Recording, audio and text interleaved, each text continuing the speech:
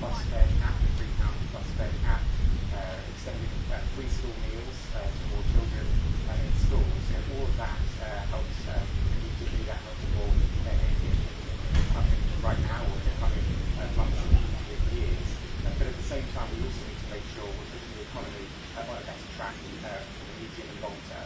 We need to make sure we're moving the country in the right direction and building an economy that rewards hard work, that makes people better off. So you're absolutely right that we need to do stuff now, and that's why our increase in national living wage and the extension of the bus cap fare that I mentioned is so important. But at the same time, it's also crucial that we grow our economy, and that's why what the Chancellor Rachel Reeves is saying day one in office, economic stability, economic growth, investment, is what we need to get our country in a better place. And that's what the £150 billion investment that we're speaking about today is so crucial to delivering.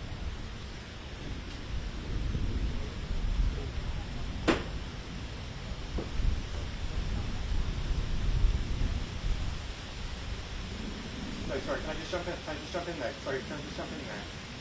Sorry, can I just jump in there? Because in the first half of this year, we're the fastest growing economy in the G7. Now, do we want to grow more? Yes, of course we do. Yes, of course we do. But look at what we're doing to get the economy in the best place. Because it's not just about stabilising the public finances. That is absolutely crucial. That's the bedrock of what we can produce investment and put money into public services and get our economy in the best place. Also about reforming the way the country works. So over the last year, we've been overhauling the planning system.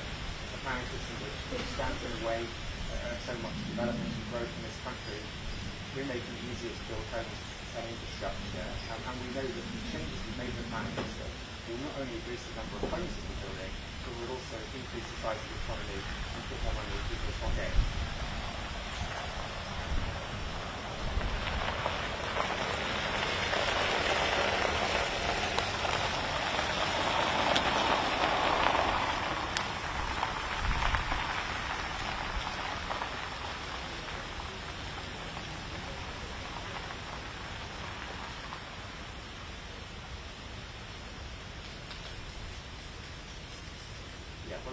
Let me give your viewers the strongest encouragement or reassurance that I can. And what I'll say is that the Chancellor has been speaking since she got into office about the importance of her fiscal rules. Now, fiscal rules might sound abstract, and people might question, well, what relationship does fiscal rules have to me in my life? But actually, fiscal rules are how you keep a tight grip on public spending. And having that tight grip on public spending is crucial to bringing down inflation and bringing down the cost of borrowing. And that's what we're doing. That's why we're taking these decisions that we are taking. That's why strong public finances are so important, is because it helps to bring down inflation and bring down the cost of borrowing, making a real difference in people's lives.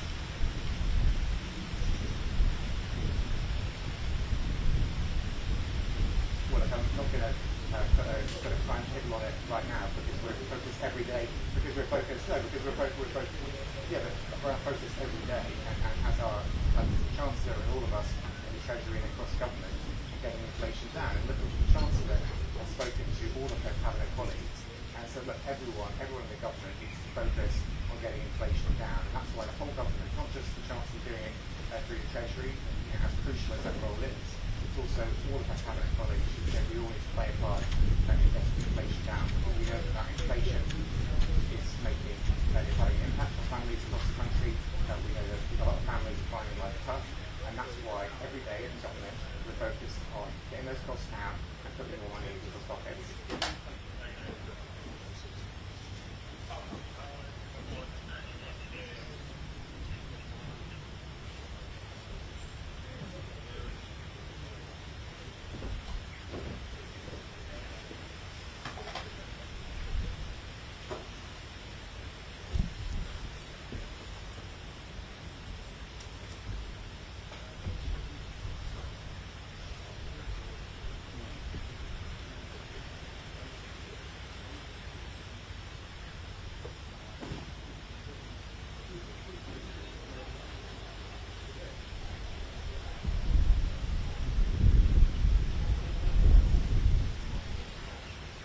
It's intensely frustrating these last-minute attempts to frustrate the deportations from going ahead.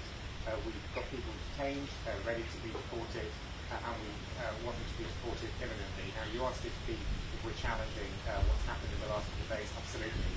The Home Secretary made very clear that she will fight every step of the way. She will stand up for the British public's interests in court, because she's determined, as we all are in government, for these deportations to go ahead. It's very frustrating, these last-minute, vexatious attempts to stop it from going ahead. You can know from the Home Secretary, Shimana Mahmood, how determined she is, on behalf of all of us as government, to make sure that these deportations go ahead imminently. And that's why she's standing up for the British people and fighting this every step of the way.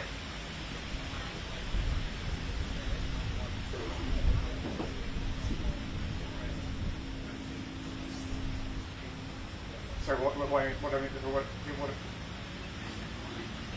I mean by that?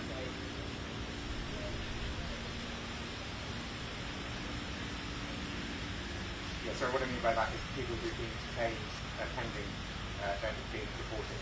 And so they're being detained, so we know there are people there who we want to get on those flights as quickly as possible. We want to go ahead imminently. As I said, there's been this legal process in the last couple of days, which is intensely frustrating.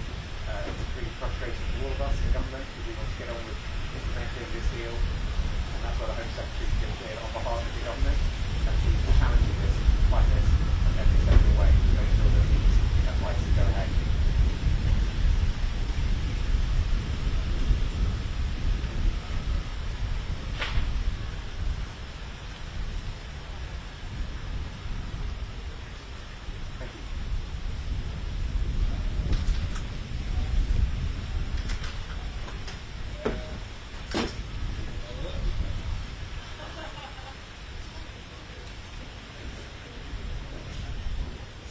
Thanks very much.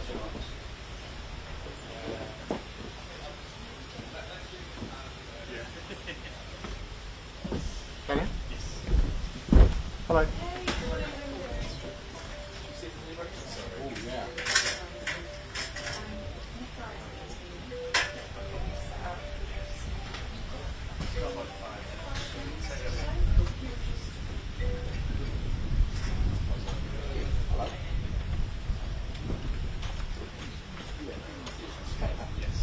Vehicle battery after that.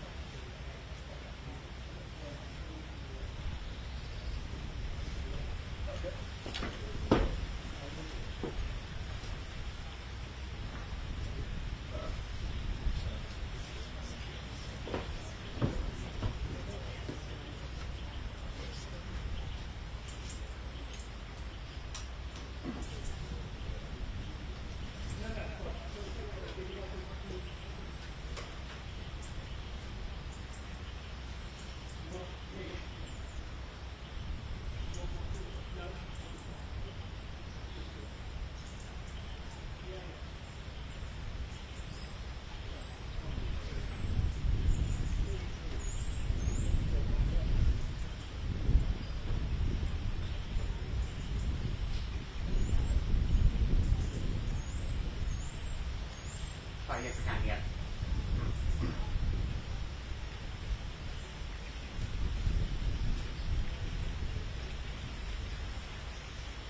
Yeah, that's right, yeah.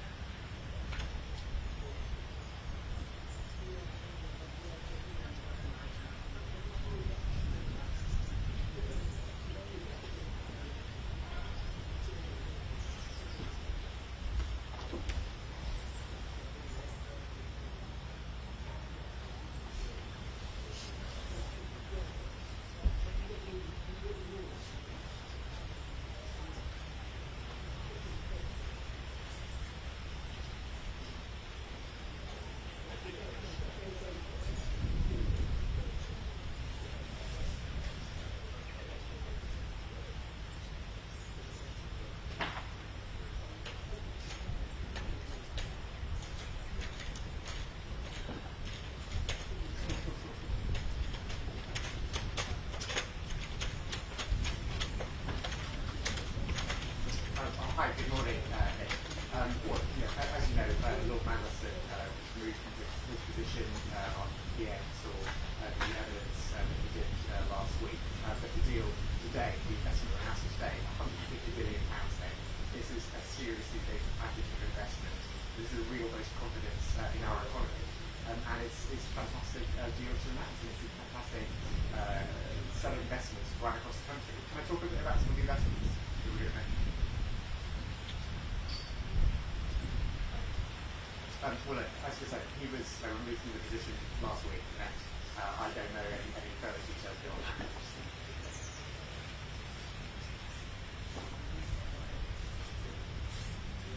Well, it's a deal which is being announced today, a deal which has been signed this week. The Prime Minister is signing the tech partnership. We're announcing all this investment, the deal around nuclear energy. There's a huge number of aspects to the deal which is being announced today in the partnership between the US and the UK. But as I said, the issue with Lord Manderson was dealt with last week.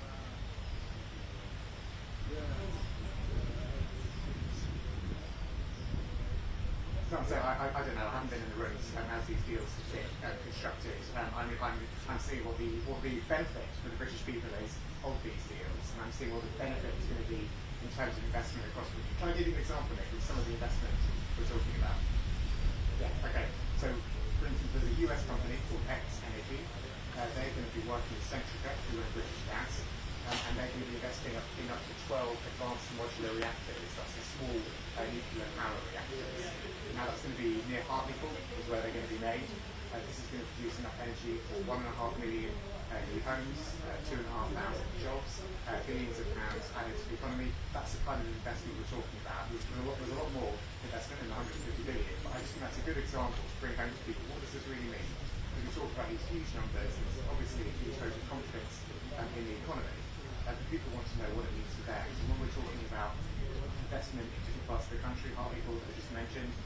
we're talking about energy, we're talking about jobs, we're talking about a better economy. That's what this really means for people in Britain.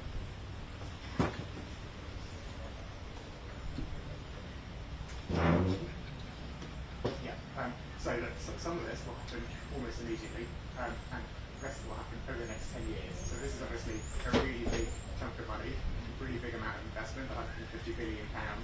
Some of it will happen very, very soon, because the projects are sort of ready to go. Others are longer term investments over the next 10 years.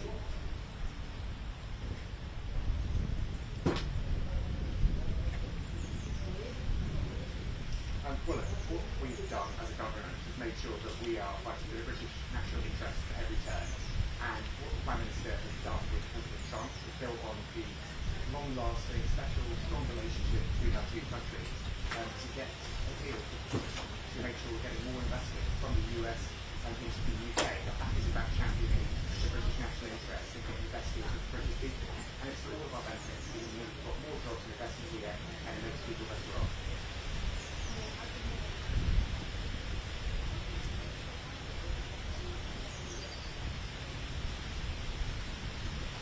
Well, we accept where we are in terms of Brexit having happened, and we need to make the best we can in the situation we find ourselves in. Now, we found ourselves in a situation having to go to the US. Actually, I think we've done fantastic work. The Prime Minister really has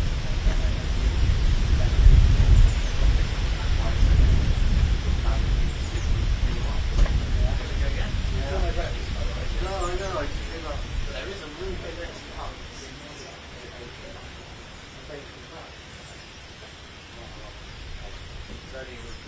Yeah.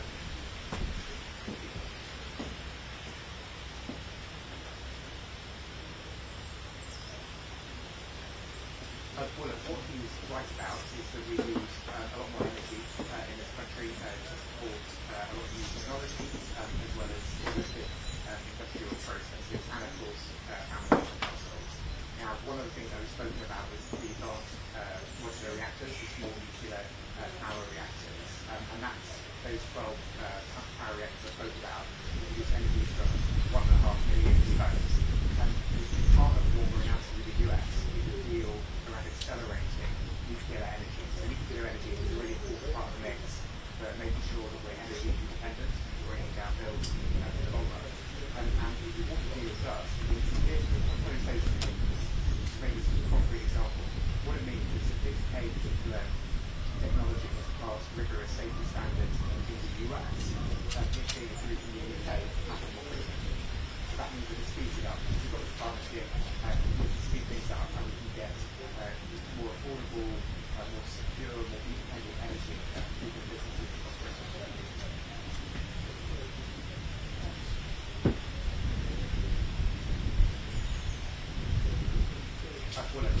Our energy approach is focused on nuclear, wind energy, solar energy. We're not planning to increase our reliance on fossil fuels. Part of what we're doing is moving away. Hello, Brendan. Yes, I can. Well, that's not our intention, but our plan is to move to renewable, independent energy sources.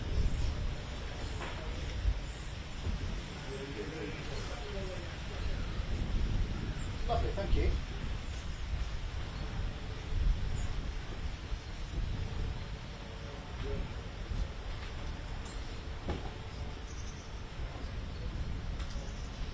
No, but I accept it's intensely frustrating, and there is no one more frustrated than us in government. Siobhan and the Home Secretary has expressed their frustration very clearly, and she said, look, we're not going to let these vexatious last-minute attempts to frustrate 3, 4, 5, 6, 7. Deportations to happen imminently.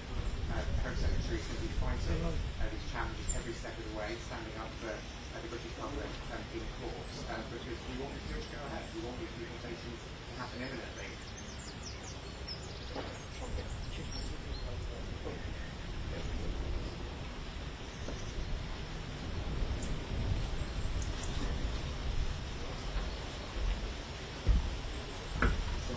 fan who's not going to cut his hair. Yeah, I've seen him on Instagram. Is it what? It's until they've won 3 games in a row. Five. Five. Yeah. That's literally like a last minute. That's a 3-man in my time.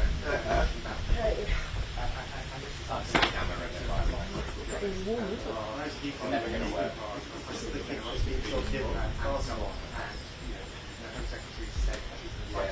I'm a Liverpool. Liverpool? Yeah. That's so jazzy.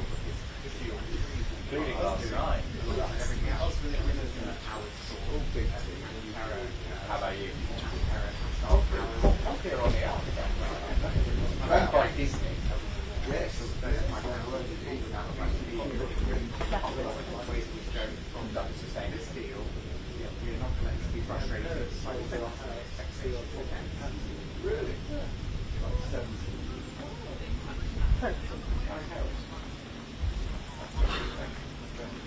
Do you think I should put the microphone literally straight on? Oh, of course. You're not. So this is not being used at all. Just holding No. the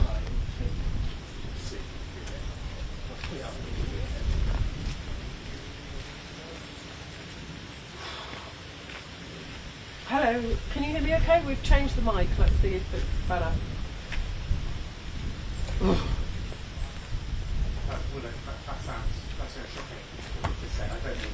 All right. Teaser's the same, I'm assuming.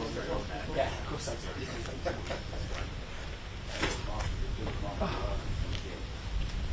Yeah, I mean, playing okay this season.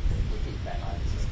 We're actually going to draw or lose some games soon. But, You're right back at this. I'm hearing the story for the first time, but of course, really crucial is to make sure that we have a silent system which is secure. It's higher. The camera higher? Brilliant. Thank you.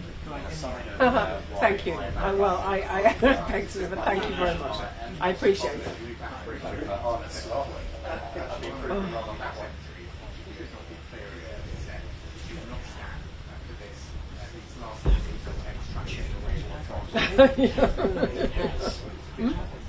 yeah, well, there you go.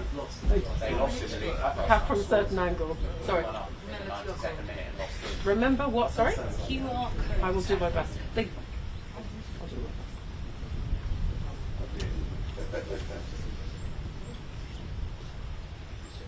So I actually think it's they look it rubbish. hasn't been happening under this government. My understanding They is look rubbish against Arsenal. pretty much As well, Forest. but they introduced the relationship with this organisation and something that this government has been involved with. That's my understanding of that.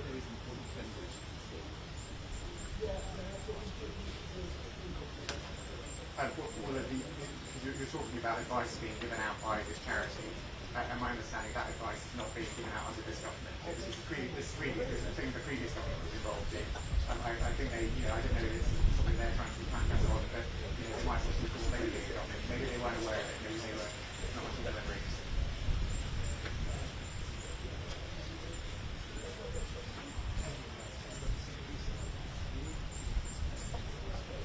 Thanks.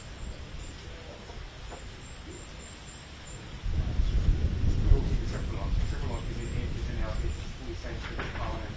Triple lock is protected with us, and you've seen that decision being taken already.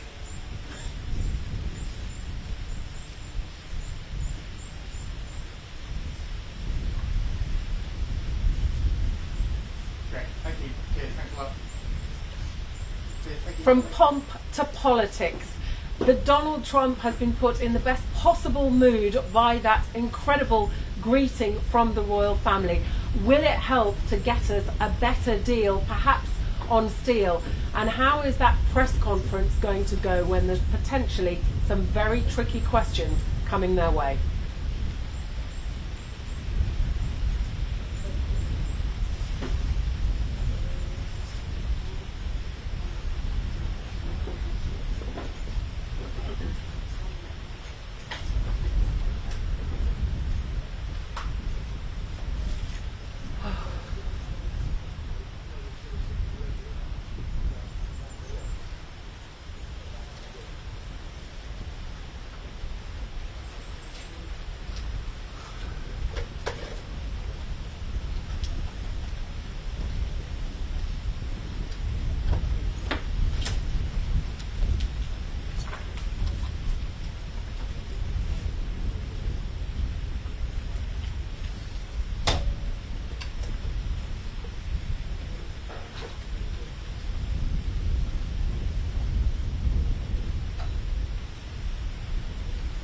Keir Starmer will welcome President Trump here to Chequers as yesterday's royal bonanza gives way to talks on trade and foreign policy.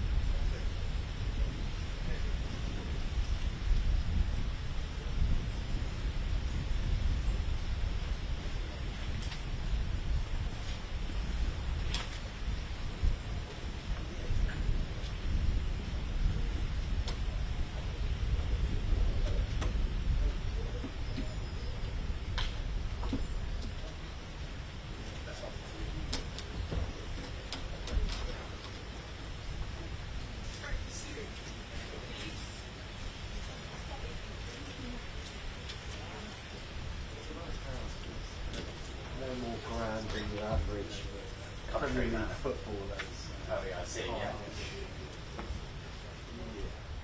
Probably a bit classier.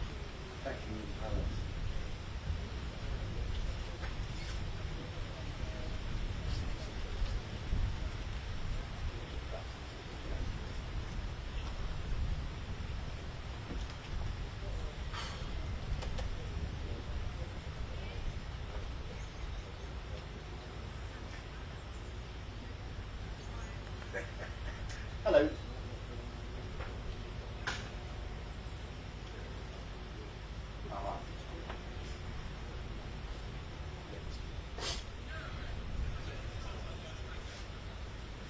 Yeah. Sounds great. Thanks. The sot is in the second answer, right? Yeah. Thanks. That works.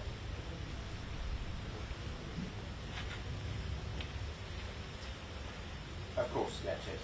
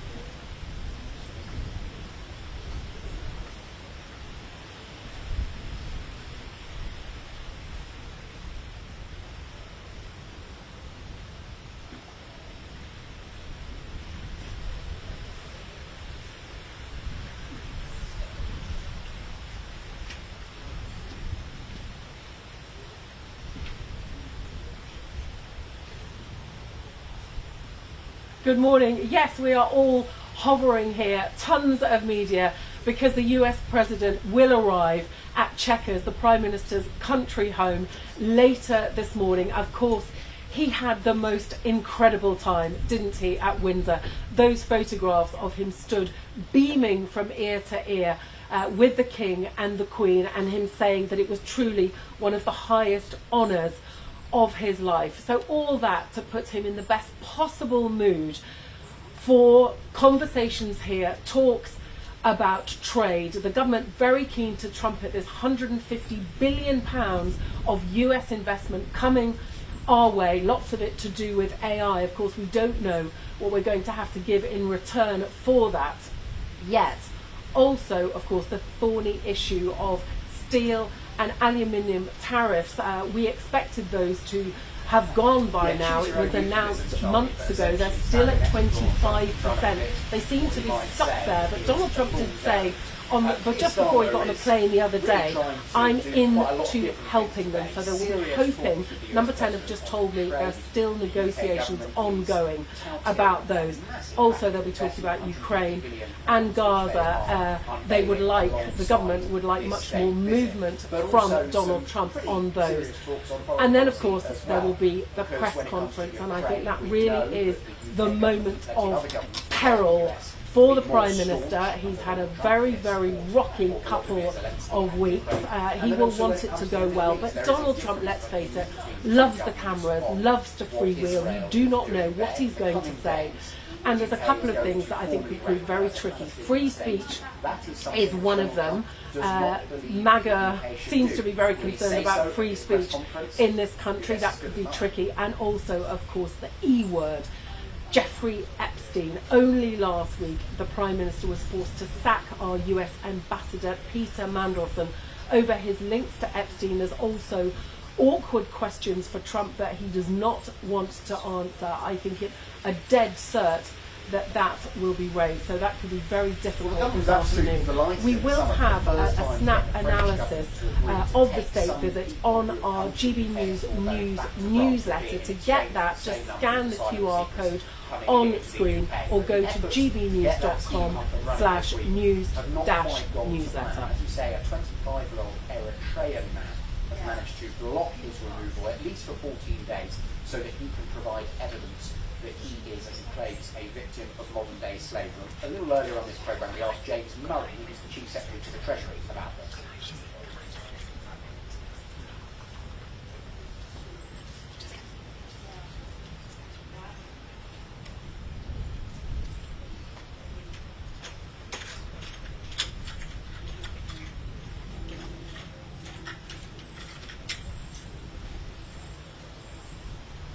Well, the government has intimated strongly that they planned all week to get flights taking off for France. That clearly hasn't happened so far. They will hope that this appeal gets fast-tracked and this particular Eritrean man can be sent to France. But more generally, this has become a test, I think, of the government's competence on such a fraught issue, which of course bedeviled their Conservative predecessors.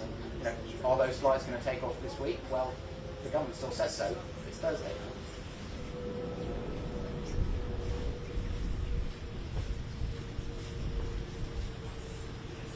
Cheers.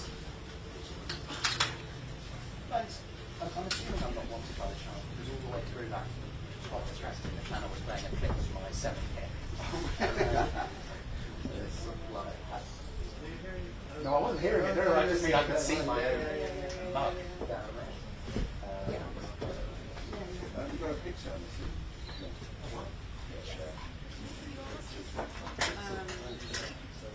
Thanks very much. Yeah.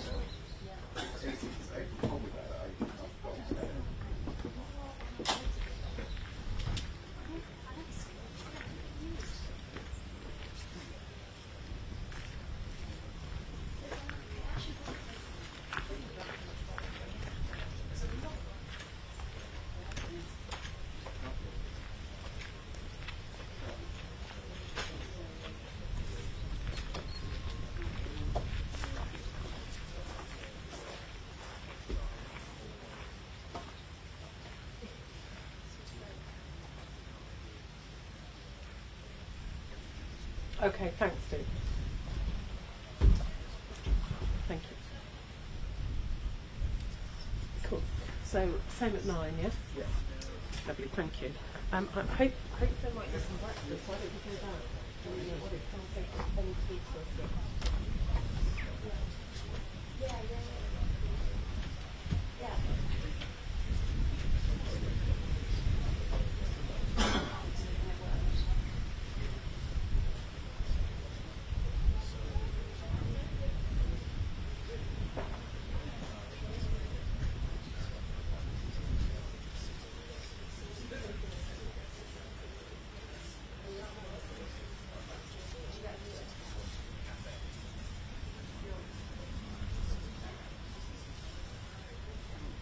Right.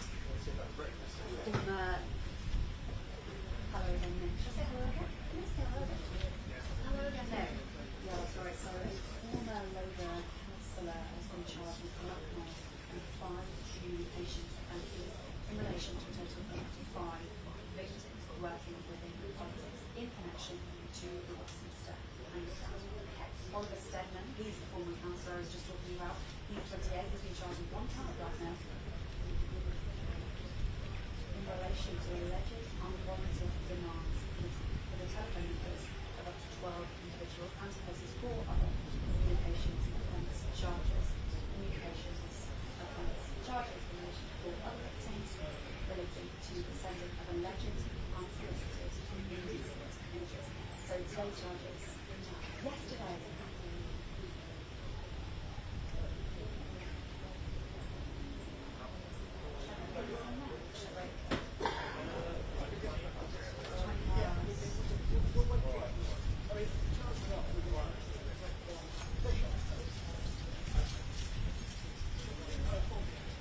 So yesterday's charges come after the so-called Westminster Underground.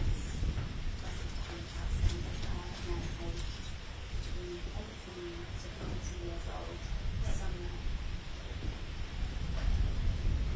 aged between 18 to 40 in and around.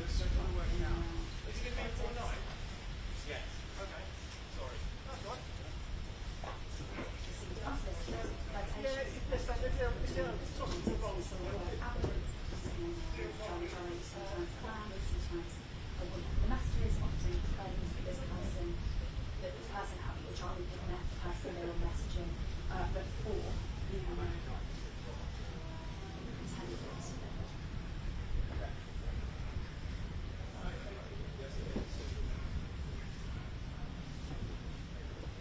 In some cases, after the person began.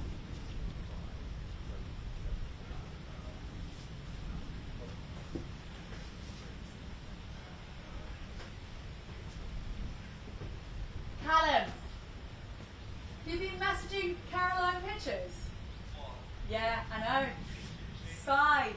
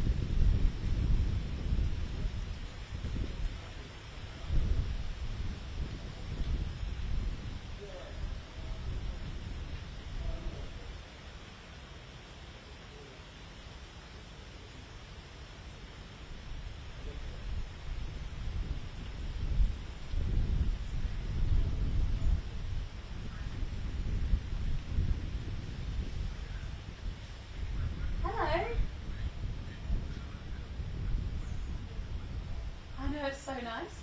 Does my hair look less insane? I am. It's so hot. It's so windy. Does it look like it's sort of flying all over the place again? Yes.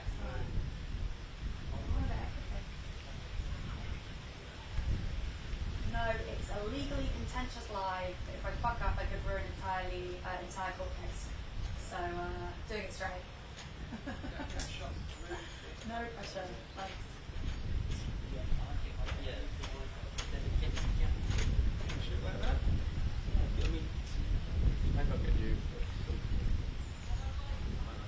Okay. Well, I've got nowhere to go next, so I'll just be there.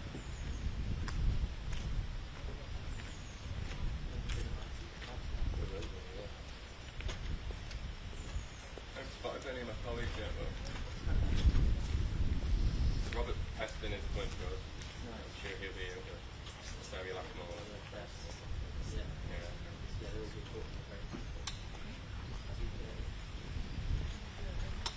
Yeah, I'm doing it. I'm like the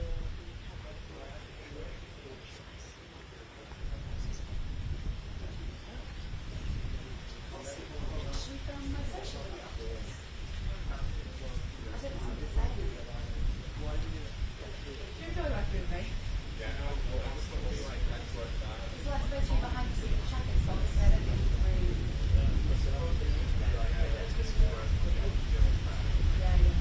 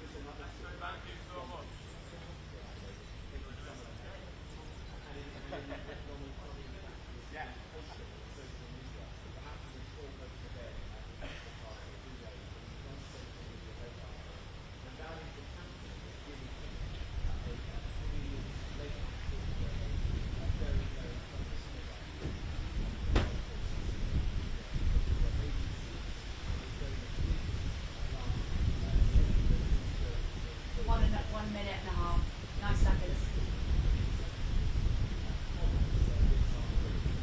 I can make it shorter, Clive, if you want.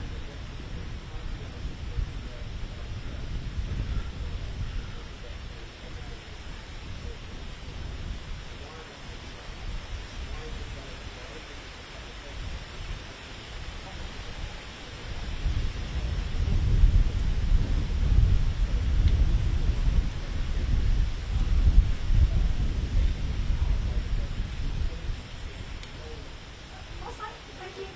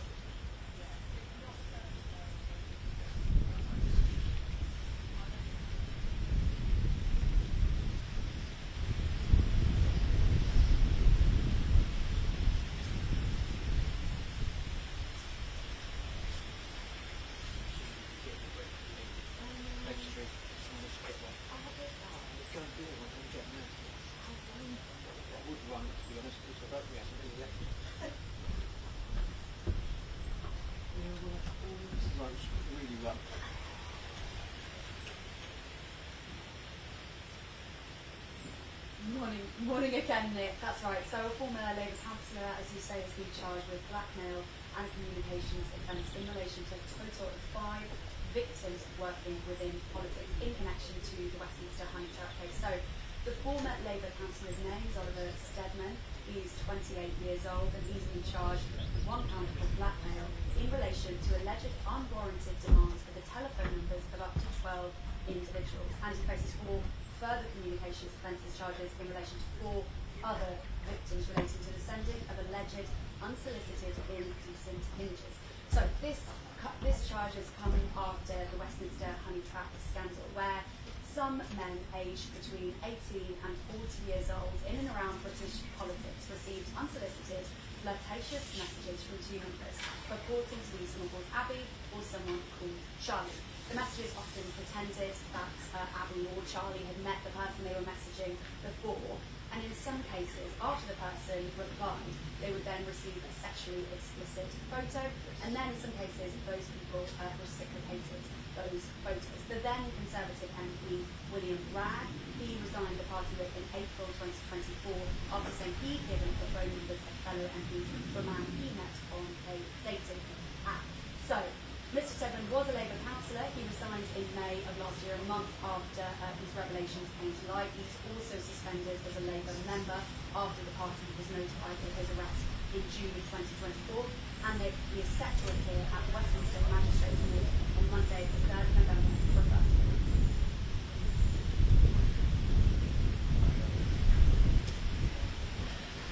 Yes, Nick, that is correct. Yes, last year. It's a very good moment, Nick.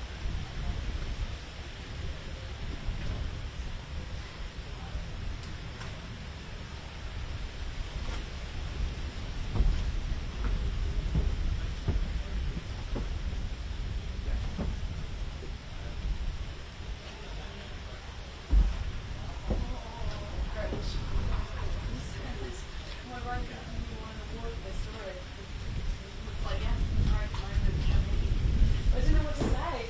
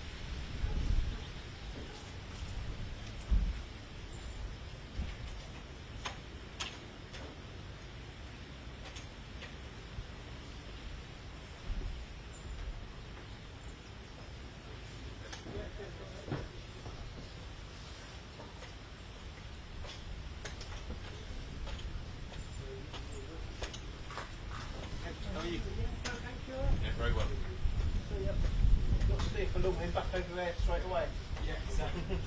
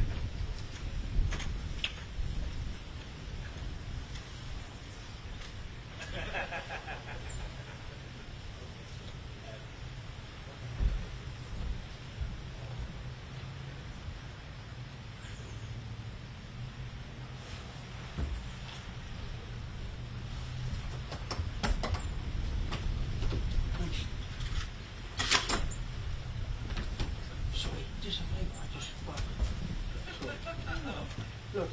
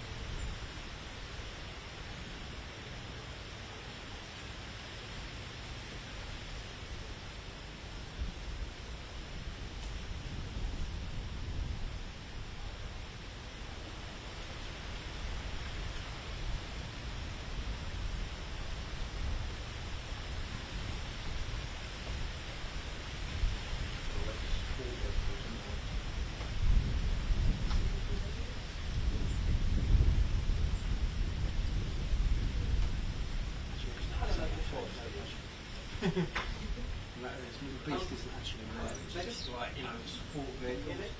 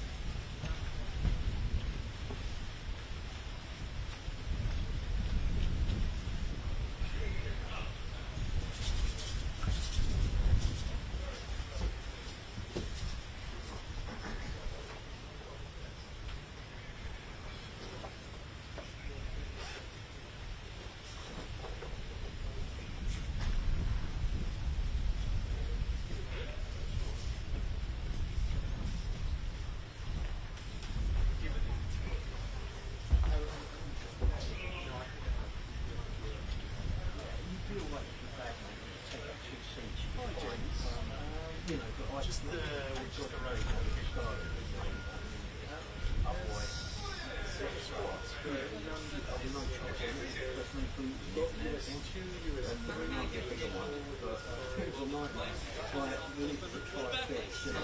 Gary, but obviously we didn't come in, I did over. Right. Which one are you doing? yeah. So yeah, I just one down there, camera side, the lighting is here.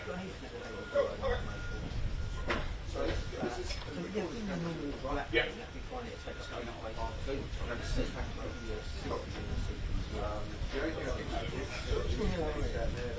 Yeah, I just went there. I was going to set that out. I saw it go. So, right, I got some still. I'm not ECM in there. Well, there are two ECMs there. Oh, the bag. Oh. So the reason wildlife and also potentially taking away fly. Okay. So you could potentially use it like to do a bit better. My understanding is wildlife are not doing it, so we don't need to worry too early. Okay. The plan was that wildlife is all the same, but they don't seem to be doing it. So you use whatever might be best for you. Probably put ECMs on, to be honest. Unless it's going to get really silly busy. Morning, John. You alright? Yeah, how are you? Well. There's only one set of calls coming in here. Oh no, there's two. They're one.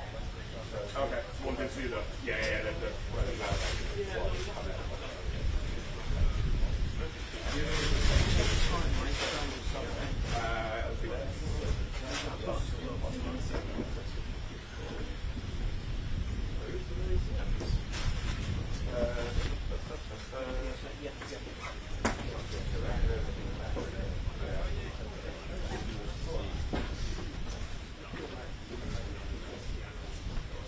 Headset to ECMs then.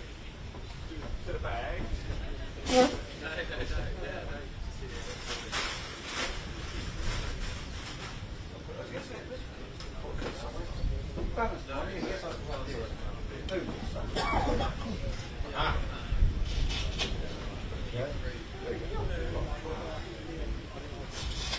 Are you using them or are you? No, You've got some.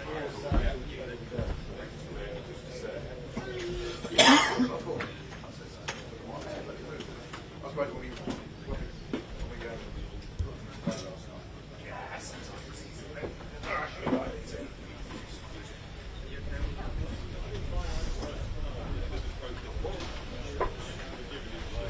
These got little arms. Yeah, that sounds fine.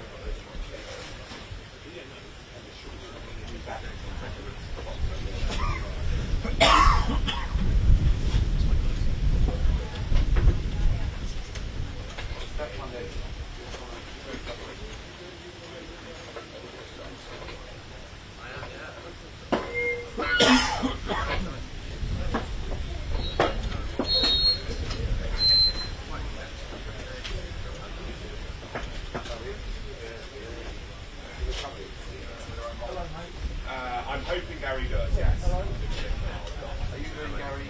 Yes. Wait on.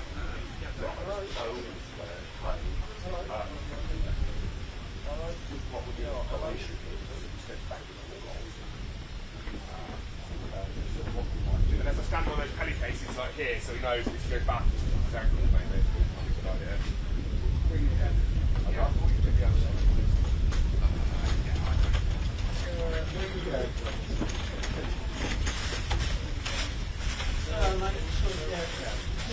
yeah, I've got down the line, haven't No, and there wasn't one on it either. Put that like that. They ain't going to get no trees, so they can't have it. They ain't got to work. It's not here yet. You can put it off the radio mic or the playing apps. I think it's the same. We've got this. Yeah, no, that needs to go over the bigger fluffy so it won't. That might make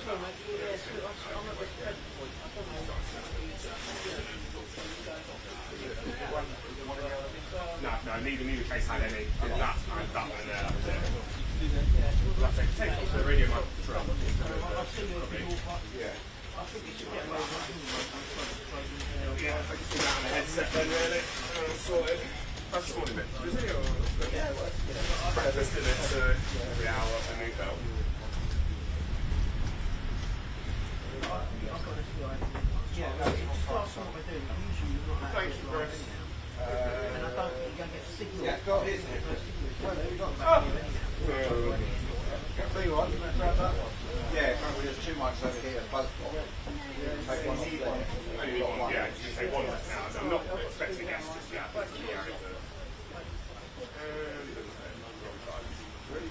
it's very, very, very loose.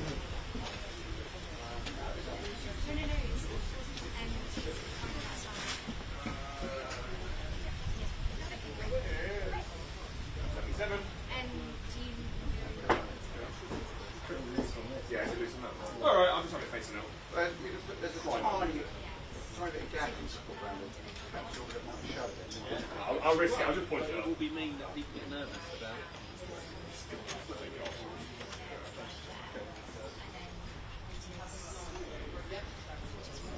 I'll try and see what parts of it.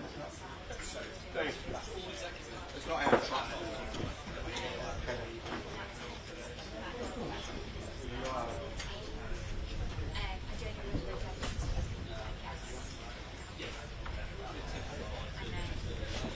Stay in the hotel? No, I drove from home this morning. Yeah, it was kind of a different hotel. A little bit nicer. I've got that shit that way. It's streaming all day long, so I kind of really need to not to bring the kit in. Drive all the way to all the way here. Morning, hey! Nice to see you. You too, mate, you too. You've been at Windsor yesterday? Is it all? No Windsor. Oh. How about you? Were you there? No, my first day on shift today, so I'm driving for today. No, I'm missing them. I'm doing nights. I'm all my weekends seem to be taking the nights at the moment, so. I think I did 1 or 2, but I did all 3 last year, so by the last one it was a lot, it was almost overkill for me. Yeah.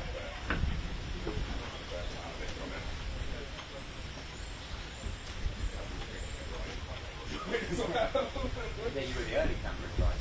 Yeah, I was. So going nice. Fine, you didn't tell me at the time. You've got a year's amnesty now.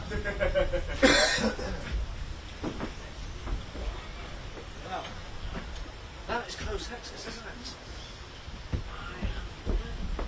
Oh, you've got little stabilizer good idea, look at that. It worked. Oh my god. I've seen aerial photographs of from that side, the orange room. Sorry, okay, sorry.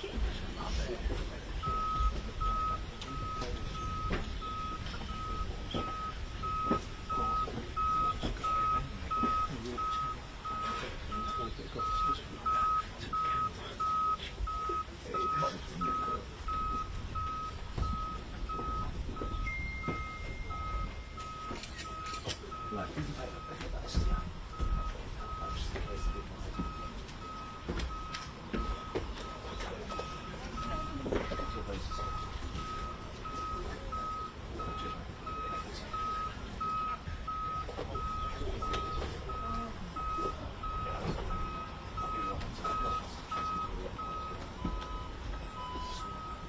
I know, it's so nice. Well, that's what I was saying earlier.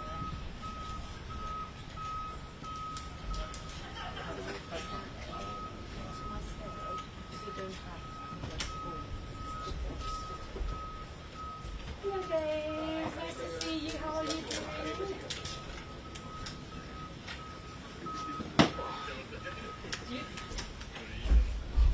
No worries. Just there, sorry. Too Come much. on, sorry. Which year is it? Just to let you know, so we're quite close. Yeah. We might be a bit loud, so just make sure that you can hear properly Okay, and all right, of yeah. that, okay? No, yeah.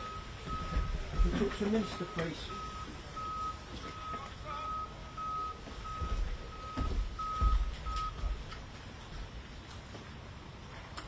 So down to some.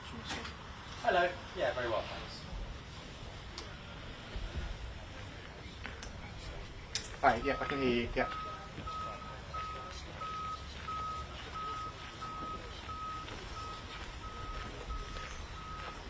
Cool, thank you. Okay.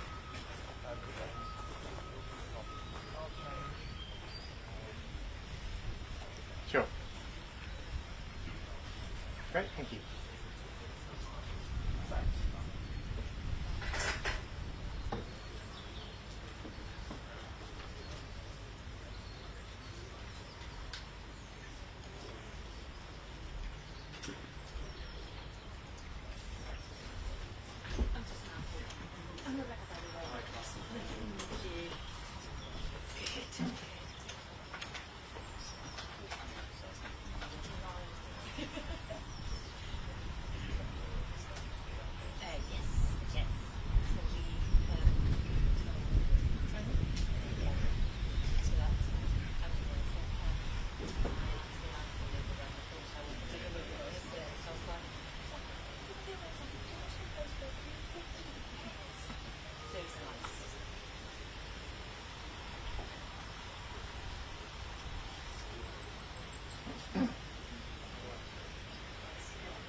Yeah. Oh, yes, yes. Just noticed there's a whole second building down there. That's what I mean, like a sort of wing. Yeah, some kind of orangery or something. Yeah. Yes, I can hear you.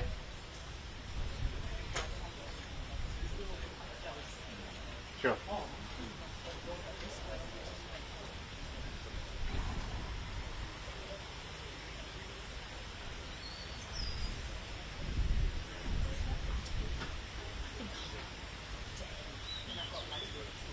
Great, thanks.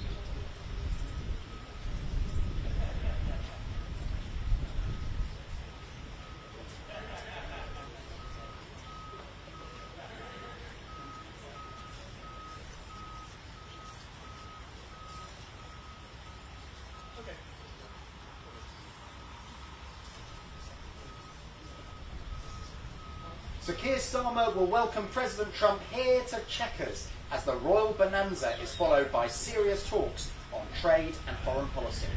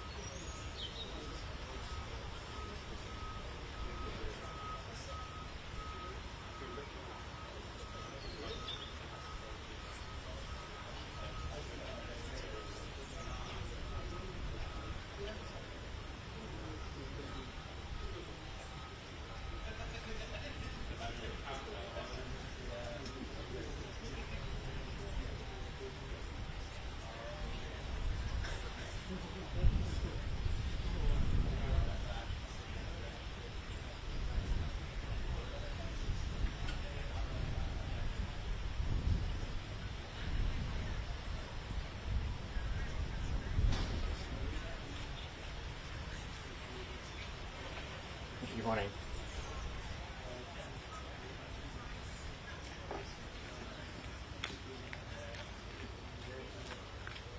We are right that today is going to be about the £150 billion of investment coming from the US to the UK as part of the deal and part of the work the Prime Minister has been leading with the US. And I think it's really important to emphasise what a big package of investment this is. It's a real vote of confidence in the UK economy and in our country, and it will make a real difference to people's lives by creating jobs in different parts of the UK and making people better off. Can I give you one example of the kind of thing we're going to be investing in? There's a US company called X Energy. They're going to be working with Centrica, who own British Gas, to invest in building up to 12 advanced modular reactors. That's small nuclear power reactors. Now these 12 reactors will create energy for 1.5 million homes 2,500 jobs and add billions to the economy. So it's a really important thing. That's going to take place in Hartlepool, bringing jobs and prosperity in that local area. But there will be investments right across the UK. So we talk about big numbers, 150 billion, and it is a huge number, but it makes a real difference to people's lives.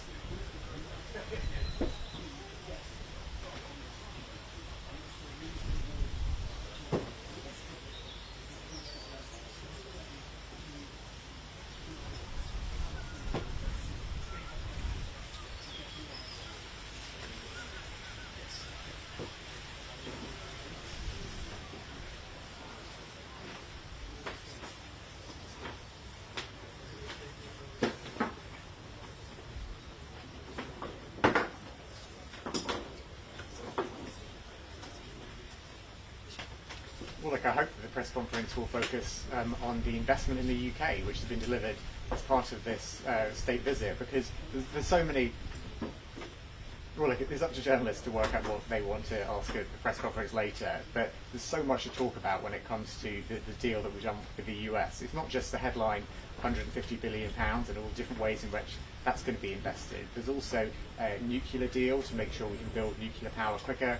There's a tech deal, which means that we can use things like AI and quantum computing more efficiently to have medical breakthroughs to help tackle cancer and create new drugs. There's so much people can ask about. It's up to journalists what they ask about later, but there's a lot to talk about in terms of what we've achieved with the US this week.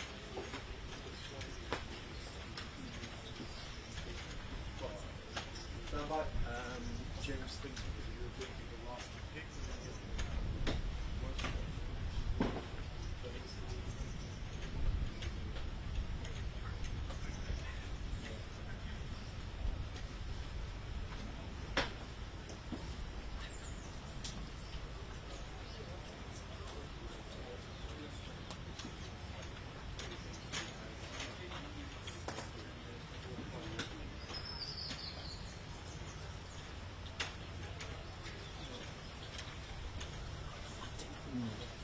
So some of this investment will happen almost immediately. Some of them are ready to go, in the coming weeks and months. Others will be over the next 10 years because we're talking about obviously sizable investments here in long-term projects. So it depends on which individual project exactly when the investment is delivered. But what we know as a government is that a lot of families across the country are finding things tough right now, which is why, whilst at the same time as securing this investment and putting our economy in a better place, we are also taking action right now, boosting the national living wage, extending the £3 bus fare cap, extending free school meals for more children.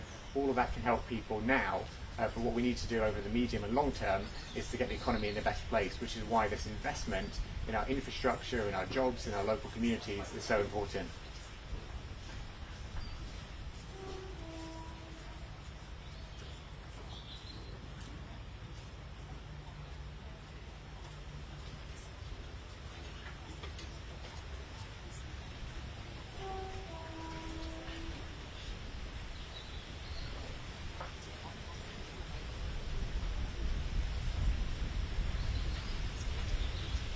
Well, look, it's intensely frustrating, Exactly right, and I know that the Home Secretary has expressed quite how frustrated she is at this, and we all are as government ministers frustrated by this last-minute attempt to thwart what we were trying to do to stop people being deported. We're determined for the deportations to begin imminently.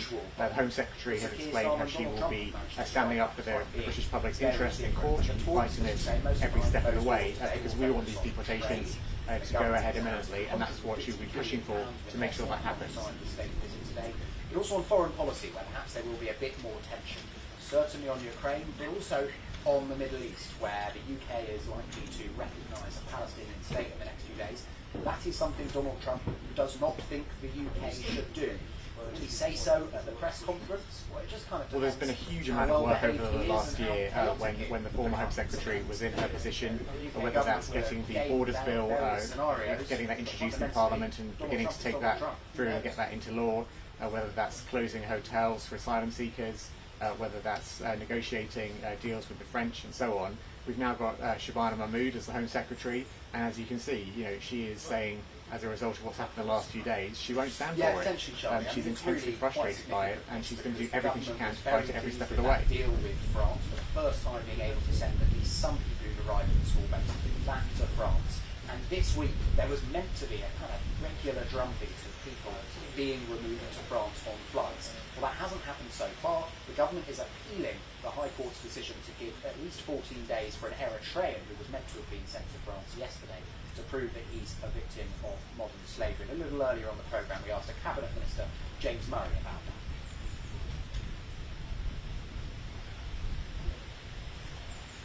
Well, I think really, to be honest, what has happened in this case makes a mockery of our laws and of our country's generosity. I think, as I understand it, this individual has decided, they're a modern slave at this late stage, despite having never mentioned that before. And as I say, it's a mockery of our legislation on modern slavery, which is important legislation. But what this person's done doesn't take that seriously, and that's why the Home Secretary is so determined to take this head on and make sure these deportations can go ahead.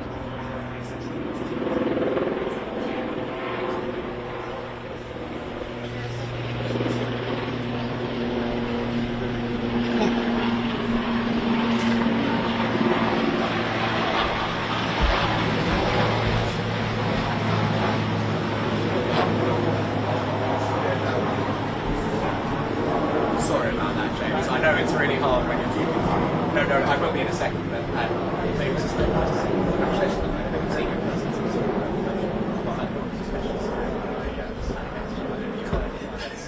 And I'm talking about what you said on record earlier. As we heard, Freddie and James should have said he's over there. Yes, I have. Thank you. Thank you. Hi, sorry, yeah. That's fine. Thank you. Thank you. So lovely to see you, and have a lovely, lovely day.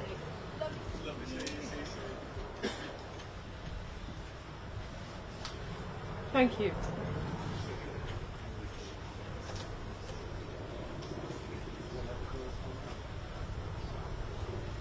It's not a PA thing. It's not PA. It's the BBC.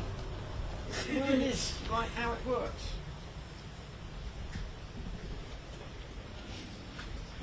No, we're. I tried to speak a bit more quietly while James was doing it. We're just. But you know how it works. Jammed together. Sorry. Henry, I think you should just come into the line. Can't really mute the state broadcaster. That was all right, guys. Huh? That wasn't bad. The LBC was a problem.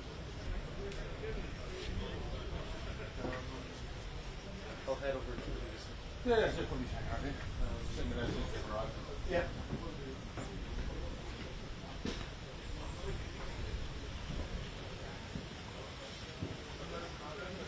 Well, the government incredibly happy with this £150 billion investment by US companies coming our way over the next few years. A lot of that in artificial intelligence. Of course, what we don't know is what we are going to have to give in return. But the government say that this is a big win. It's a record-breaking sum of money. But look, the whole purpose of this state visit, the pomp, the pageantry yesterday, is to put Donald Trump into the best possible mood, the best frame of mind to give us a deal, basically, a better deal than we have already. Now, we've already got a better deal than everybody else. The government will be happy to say that over and over again. But of course, the tariffs that Trump is so fond of have made life much harder for us, and particularly in regards to steel. Now, other countries are paying 50%, we're only paying 25%, but we were told that that was going to go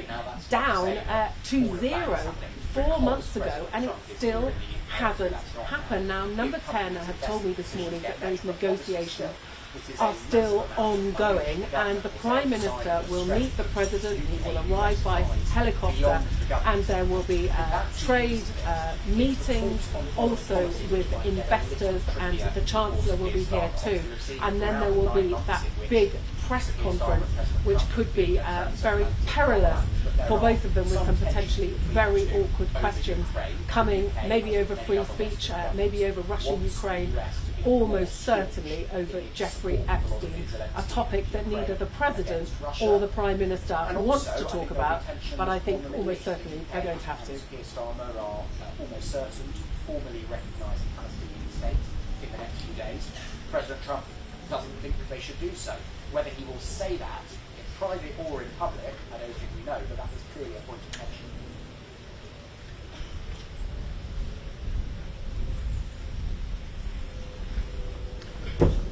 If they're going to tell... Yes, definitely, on the part of Downing Street. I mean, you know, they've seen Donald Trump over the past decade in the same way that we have, so they'd be mad not to be concerned. They will hope that President Trump, as he certainly was yesterday, will be on sort of dignified and restrained form. But who knows? And there are areas of sensitivity. Obviously, the tensions between the two leaders, as I mentioned, on policy areas there. There's also, of course, the matter of Jeffrey Epstein. It is still only a week since Lord Mandelson was sacked as the UK ambassador to the US over new disclosures about the depth of his relationship with Jeffrey Epstein. Well, President Trump is facing his own controversy in the US over his relationship with Jeffrey Epstein, albeit prior to his convictions. So it would be a shock to me if at least one journalist does not bring that subject up. How Donald Trump might respond, well, it would be a fool's errand to predict that.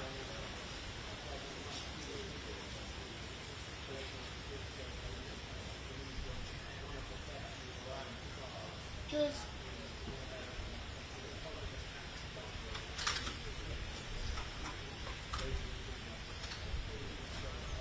Right, I'm back in about 20 minutes. Maybe before 5 live, but they're putting it on the telly.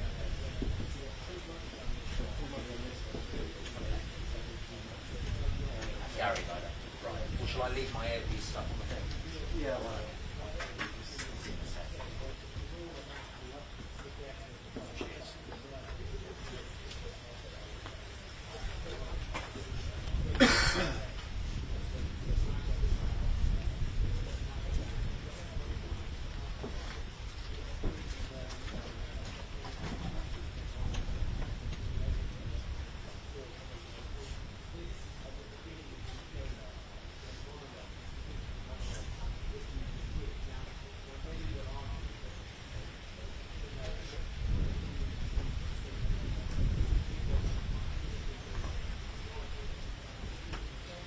I agree.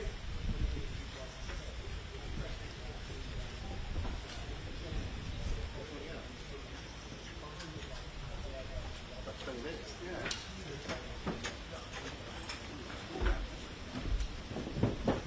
Sorry.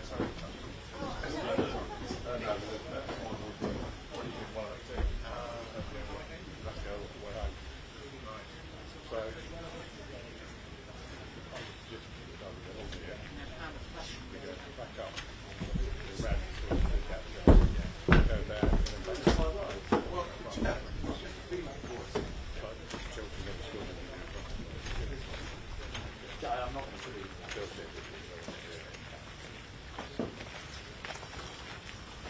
Hello?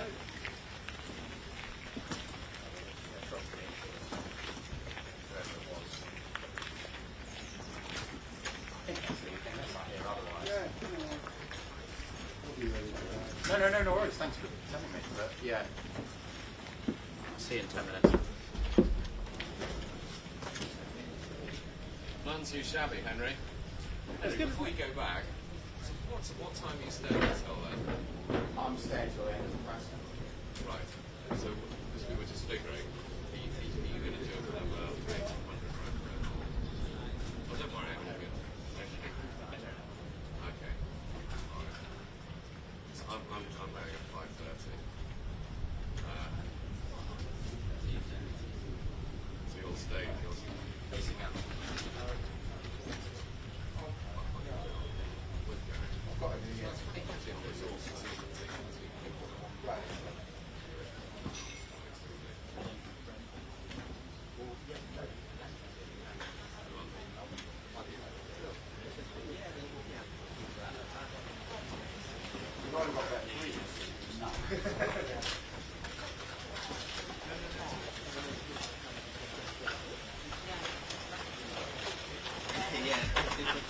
So we got the cut price operation, which is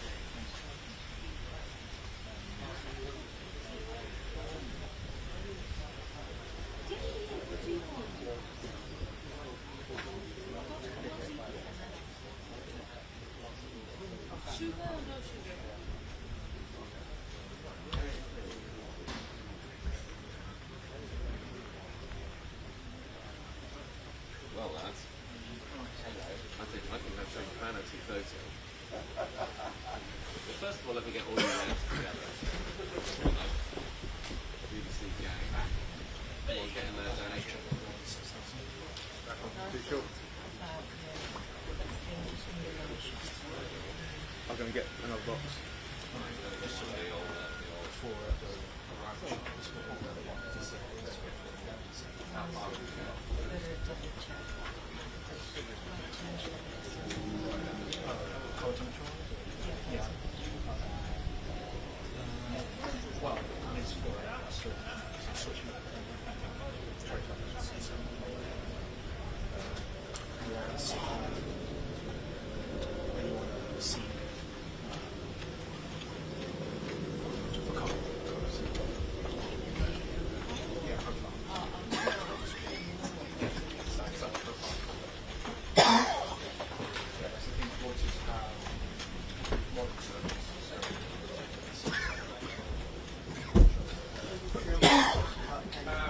In that black bag over there.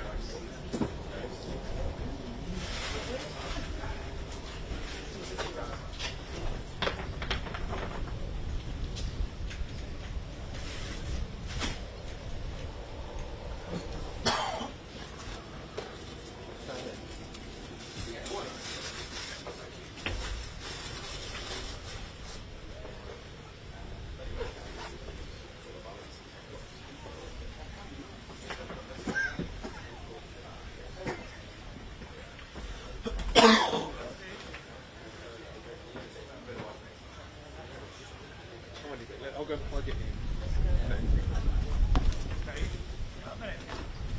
Well, I might get told off from walking over there, mate. So, what's up?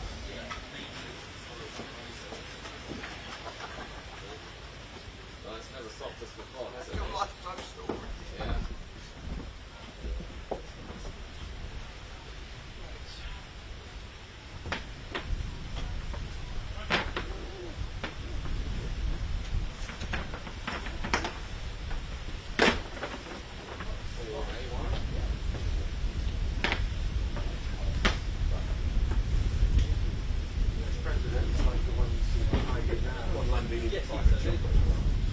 Yeah. Return a favour.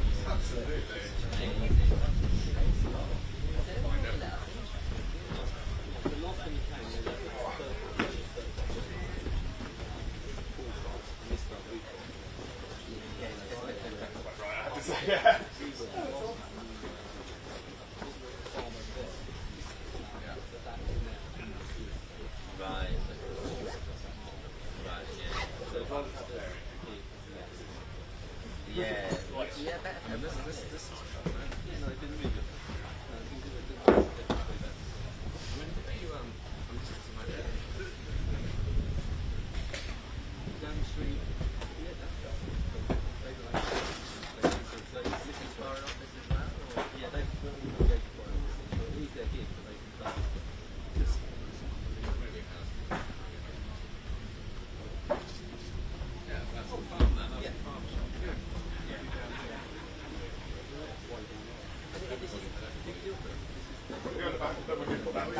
Correspondent reporting down. Thank you. Yeah, which again makes me think it's more editorial music.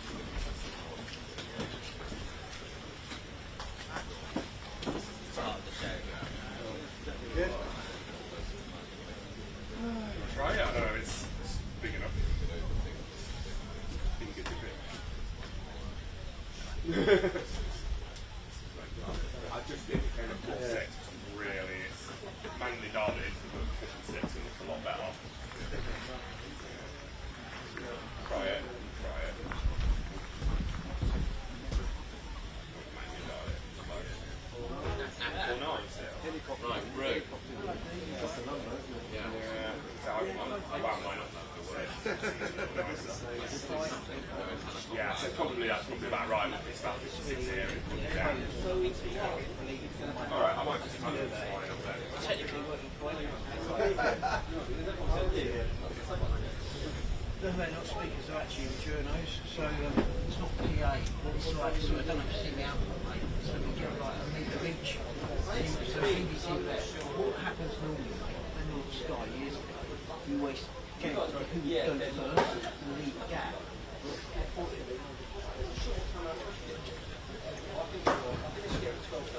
So long as you get 12:30, that's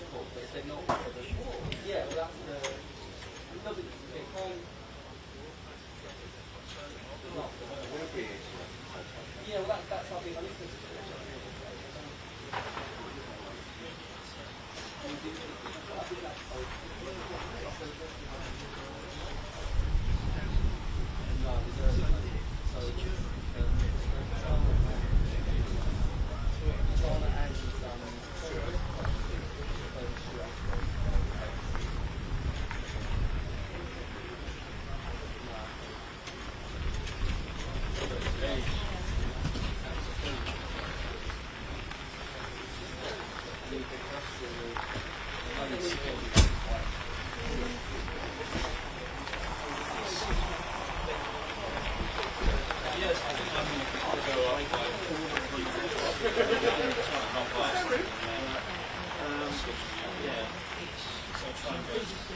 was alright now, we've got to hit in 10 minutes, we're not like, but maybe our lot needs to think what we're going to do, you know what I mean? But everyone's going to be on text here, so. Yeah, I have, it's not on at the moment, but yeah. It's just a bit underexposed last time. Yeah, exactly the same. I didn't turn this one up. You, no, sorry mate. there yesterday as well? Yeah, it's going on. How was that? Sure, yeah, no, it's all an hour. Cheers, mate. Nice. Yeah. We'll main position is I was off yesterday. Yeah, so well rested.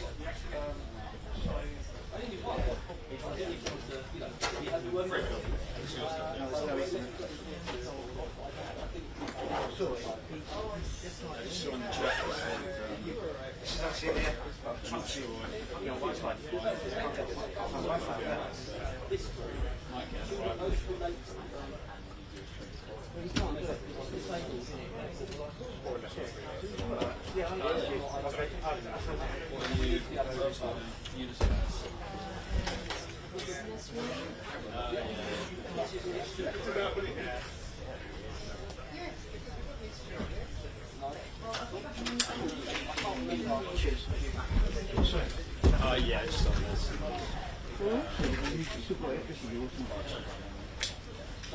Ben's got the front one.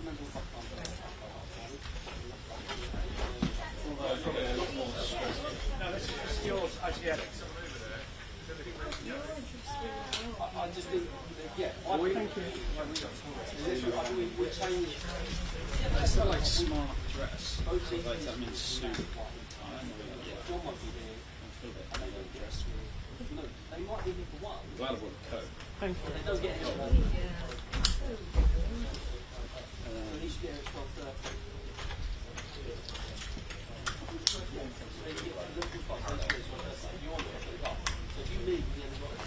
So I did turn that unit on, didn't I? I can't remember if I did or not. Can you hear anything? Yes, I can hear.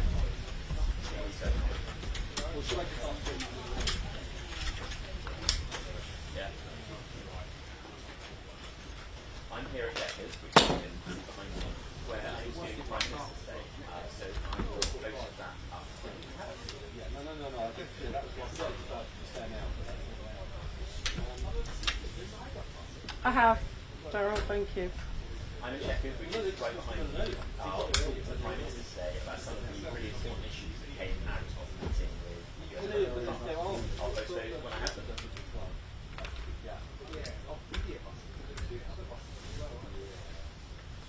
Yeah, I don't know. I'm up here at Chequers.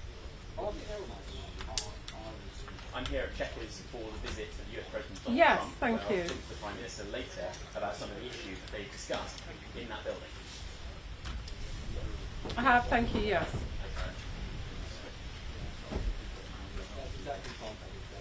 Thank you. So if you can get 11.5, one of the 15%, I can't. Thank you.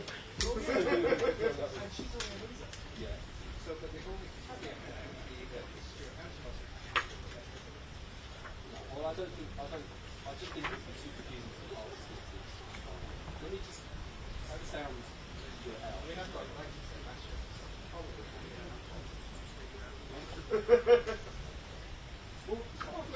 the reality is, I just need 2 camera positions at one point. No, we both asked after it.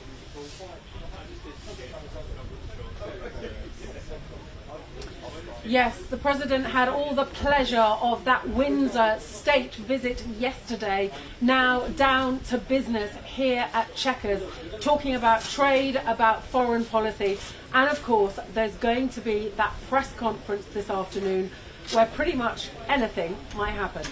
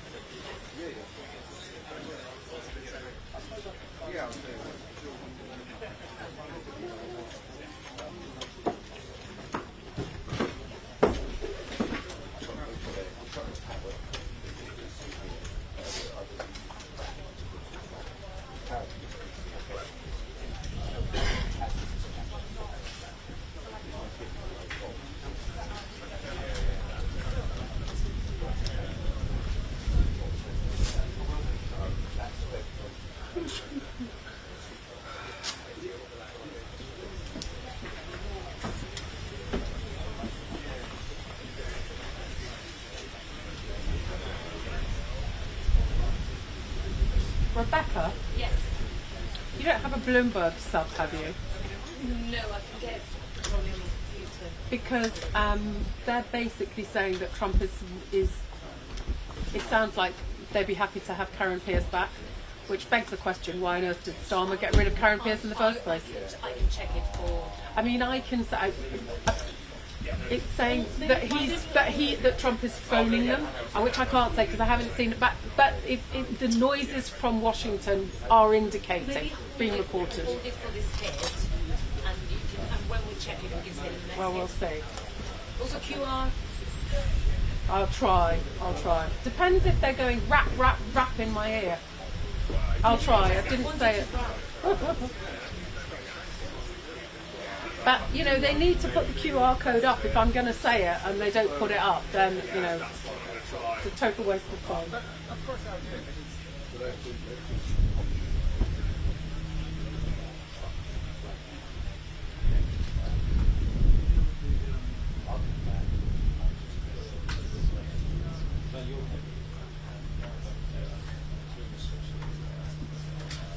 Have you ever seen a hair clip?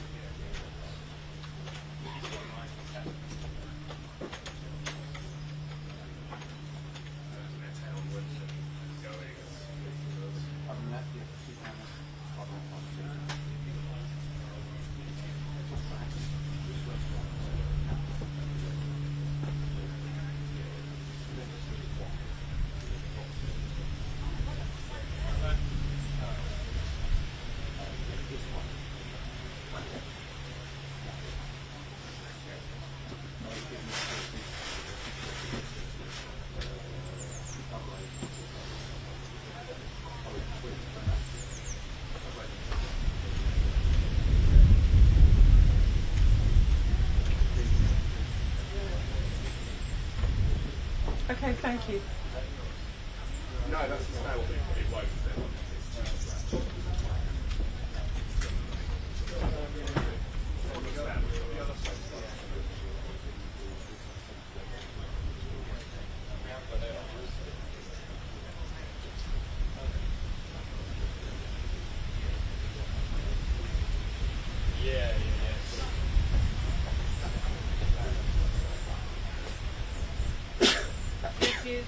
Thank you. Any of this.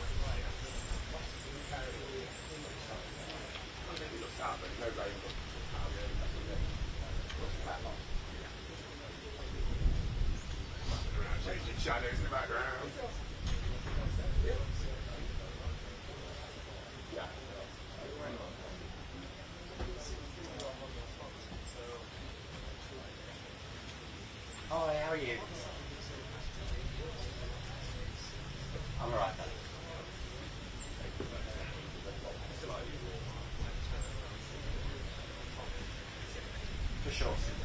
Yes.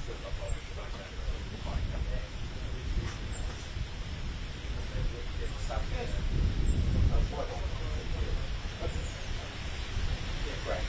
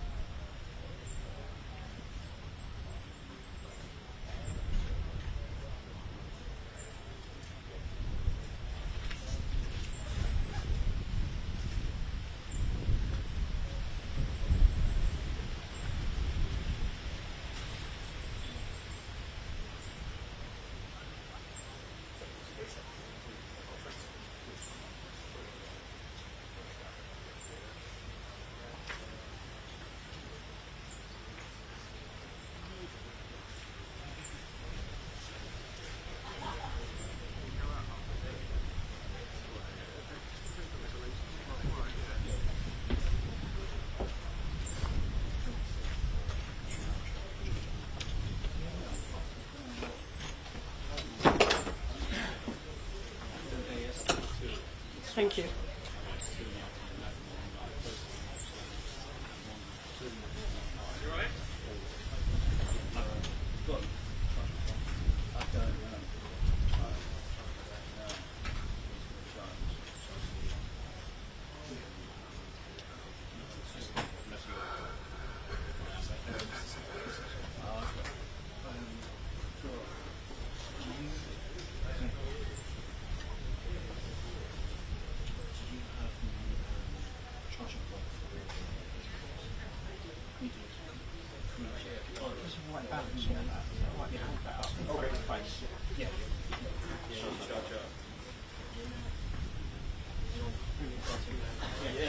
Okay.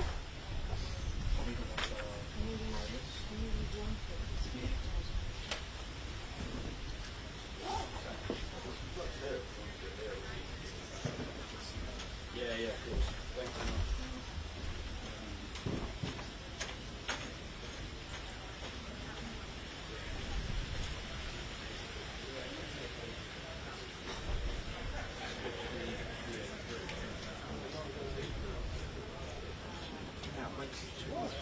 Sorry? They should have took you first.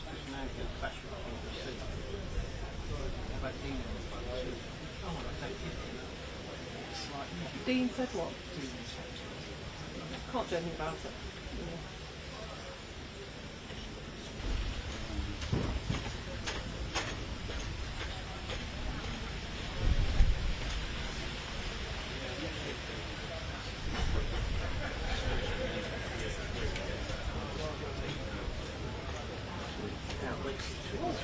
Sorry? They should have said you first, because now you're going to touch me again too. I've had Dean on the phone too. Oh, I don't get it. It's like, Dean said what? Dean said, Can't do anything about it.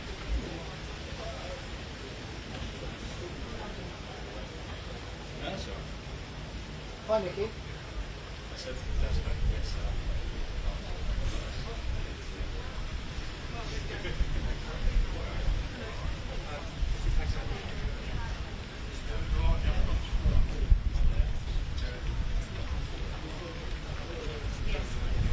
Well, it's the latter one which definitely meant it was surprising to me. I don't know. That's the answer, I'm afraid. On the seating plan, by the way, he was sitting next to Sweden, who's the Prime Minister's Chief of Staff, an increasing focus on controversy within the Labour Party for his political government and the way that things are going with the Prime Minister. Anyway, I don't know. It's the straightforward and honest answer to your initial question.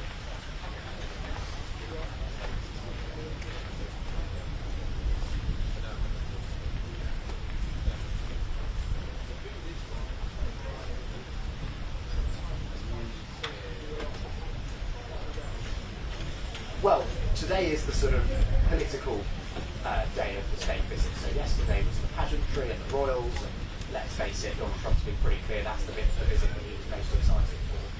Today is the more substantive element of things. So if you think of the state visit overall as the UK trying to solidify its warm relationship with the US, I think today is Keir Starmer trying to solidify his warm relationship with President Trump. No, you absolutely can't. And for all the incredible planning, and I think everyone is agreed that yesterday really couldn't have gone any better, apart from maybe the weather. This afternoon's press conference, I think, is definitely going to be a moment of peril. But let me just run through briefly what we're expecting before that. So, the President will arrive later this morning on Marine Force One, the helicopter. The Prime Minister and his wife came over last night following that state banquet. The Prime Minister will then show the President the Sir Winston Churchill archives, which are kept here at Chequers in Buckinghamshire. We know how much he loves having that bust of Winston Churchill back in the Oval Office. There will also be a Red Devils display. That is the British Parachute Regiment display team. So we had the Red Arrows yesterday, the Red Devils today.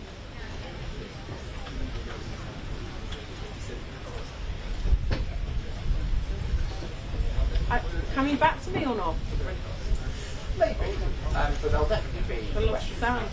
Not least from the Are they going to come back to me? Because Sir Keir Starmer hasn't taken the questions about it. Oh, they're not coming back to me. Okay, all right, thanks. This is worth reflecting on. I don't know what happened then.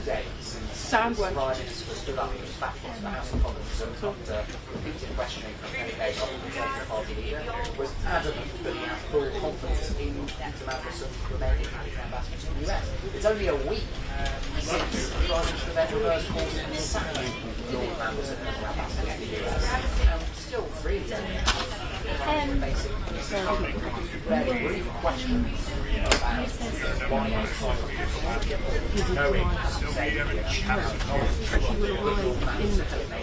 some degree of association with Jeffrey after his initial Okay. But he's coming by helicopter, so he'll land somewhere, but you don't get a shot. I think it's safe to say that he voted. So he will have by stars. And it starts about 10 to 11. So I should start up on the beach in case I have to send off stars.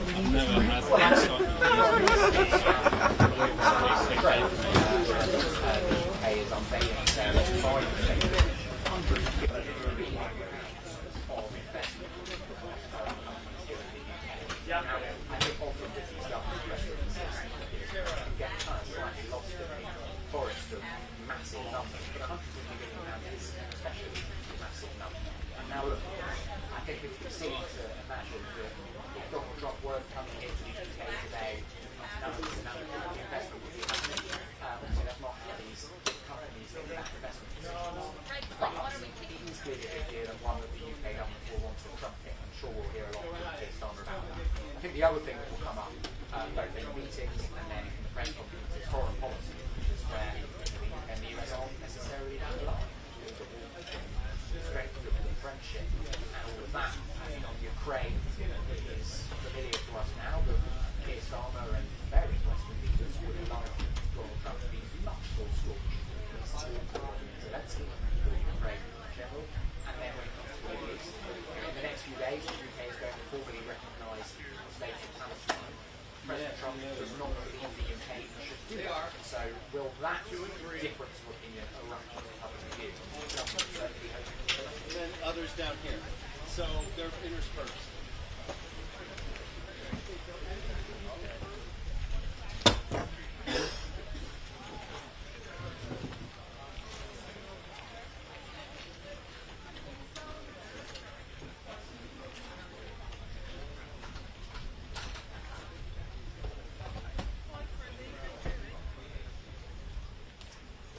Yeah, just a deliberate, pointed comment. Using the authority of the king and his office, and we know, because he keeps talking about it, that President Trump absolutely loves the monarchy and the royal family. So it would be great for the UK government not to try to deploy the king in the way that they're acting. By the way, another symbolic Ukraine-related thing worth noting is that it's a standard thing with these visits that each leader will give the other gifts. And the Prime Minister and his wife Victoria are giving Melania Trump, the First Lady, a scarf that's related to Ukrainian children. And that's interesting because President Trump has talked recently about Melania, the First Lady, pushing stronger against Vladimir Putin.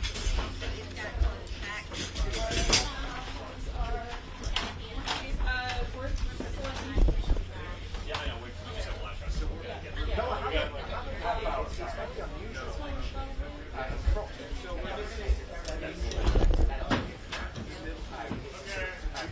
Well-worn broadcast from Mr. Sanders somewhere. Very unusual for us to be right now getting the report. Some will brief President Trump in just a short while. It's lovely. It's really nice. It's quite so hard. Okay, ready. I haven't been invited yet, but I'll do it if they want. If the country calls, I'll serve.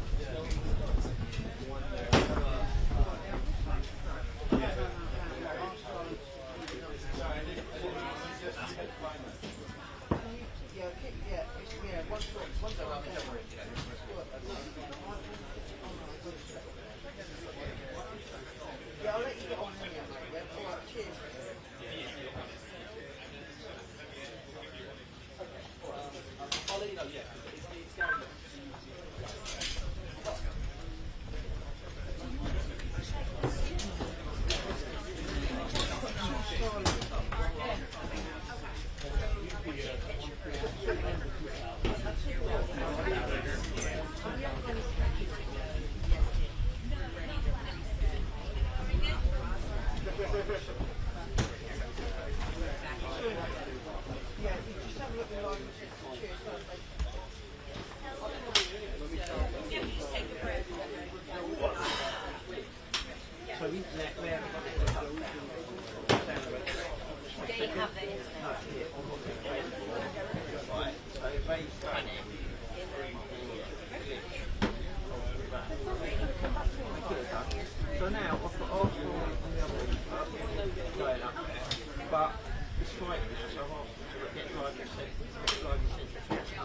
it turns to life because they've packed it, which means basically They always cover that at the end, they need to uncover they it. don't have nothing.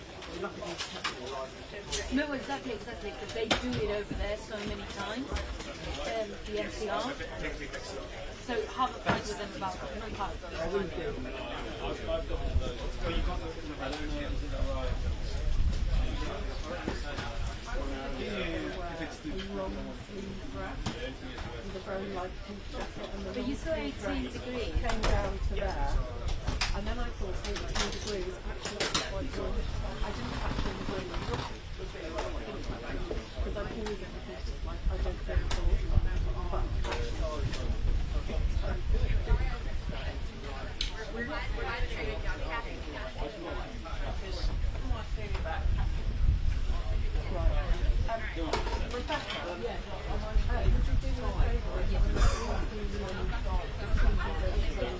I need to go back.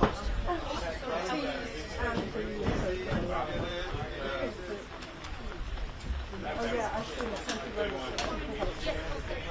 Super helpful. Thank you.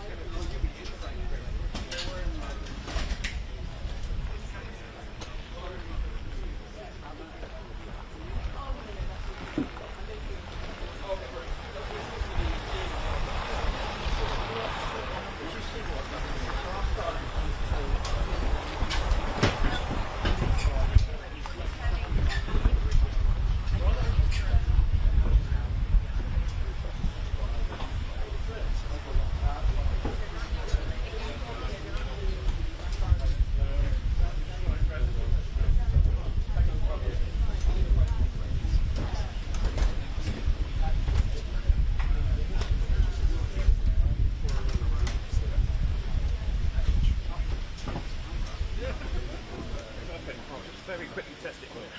Make sure it's working.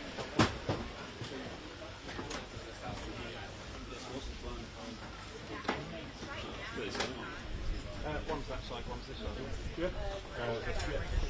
There's one there and one here.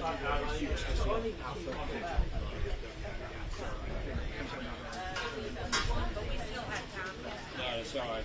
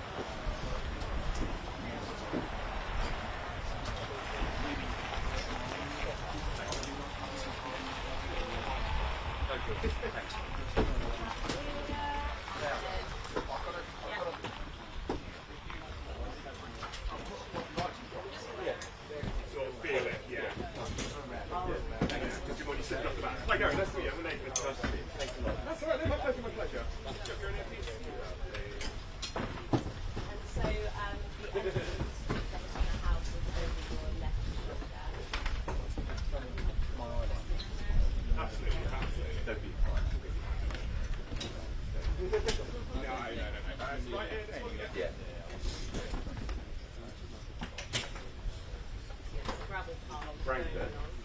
Did they say with better view on the headline?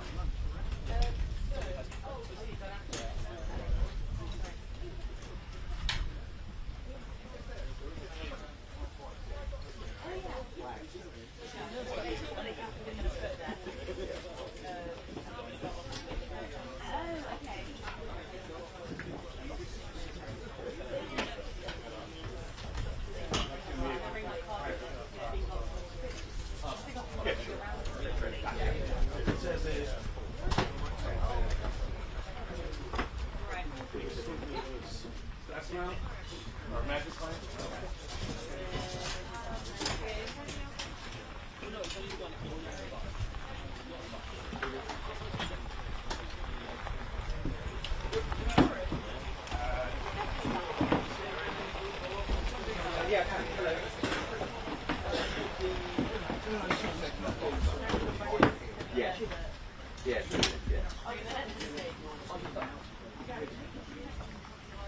on. Yes, sir. Oh, you might come by bus. I'll be back. Sorry, Gary.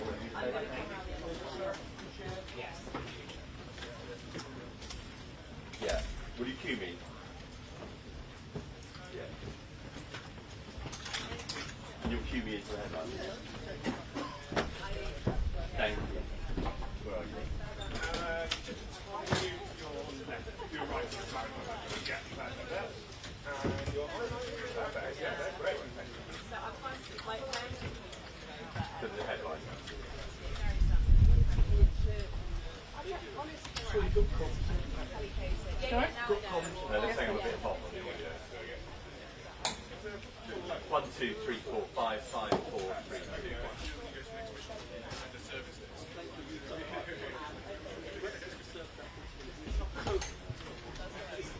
Just one. Rebecca's got us some bags of food, one for you, one for me, one for her. So that's good. After this.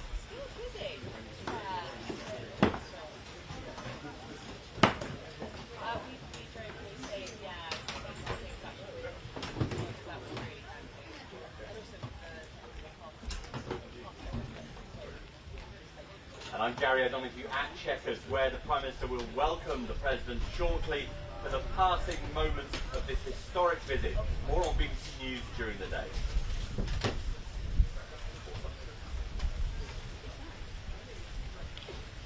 Something.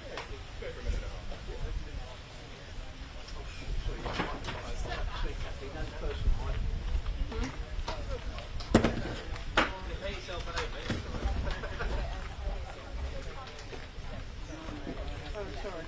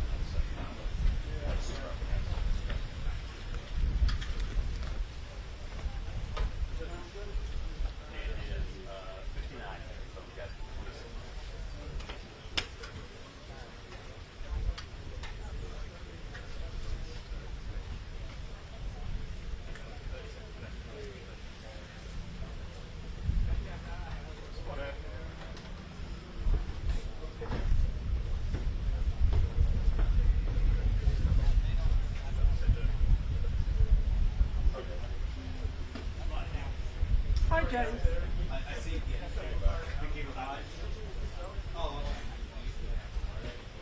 Okay, fine, fine. Okay, so you'll stay on camera and to get the picture.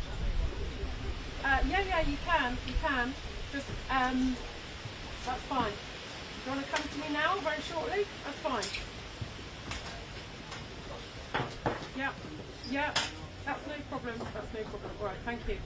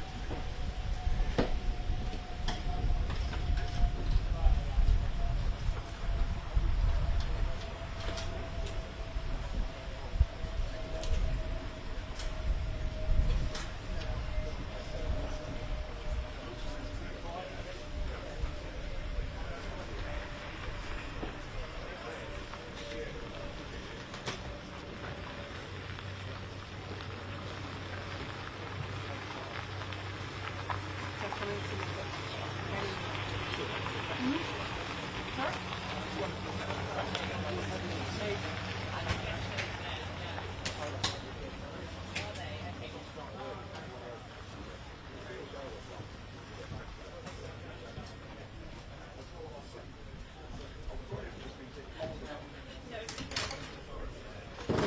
Yes, the Donald Trump had all the pleasure yesterday of the pomp, the pageantry, Windsor Castle, the royal family, and today it's business, it's politics. The sense of anticipation here is quite incredible. I got here at 5 o'clock in the pitch dark.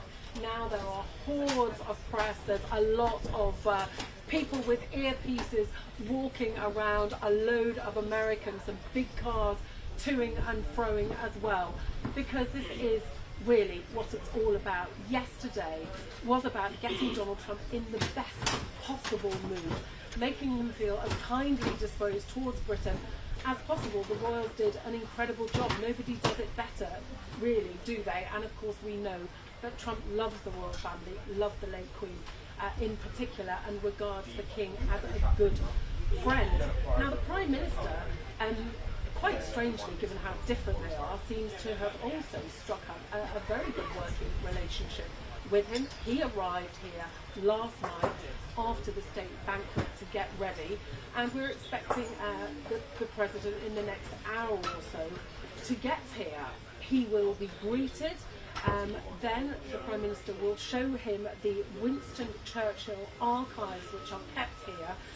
There will be a Red Devils display. They are the British Parachute Regiment display team. So yesterday we had the Red Arrows, the Red Devils today.